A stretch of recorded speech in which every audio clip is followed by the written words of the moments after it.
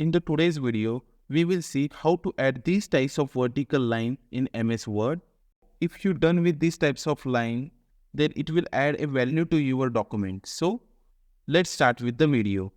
Click on Insert, click on Shape, select one line. If you wanted to line a vertical line or a straight line, press Shift and just drag it, so you will get a straight line. Right click on that line, go to Format, Shape. Here we have multiple options for the line. So you can change the color from here, as I am choosing a red color. Also you can change the width of the line. I am increasing width bit to 2 points. And if you wanted these types of dash, there is one option like dash, click on it and change the dash as you want. Also if you wanted a rounded line, so for that here is one option cap type. Click on it and choose the square, round or flat line. I am choosing a round one. So as you can see, we have get the rounded line here.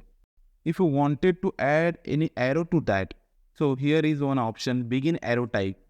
It will add the arrow for the beginning like this, and also end. If you wanted a arrow, click on it and insert arrow type like this. So here you can see we have get one line. To duplicate that line, click on that line. Just press Shift and Control and just drag it. We will change the color and also we will change the dash type to this one. And apart from rounded, here we will use square line.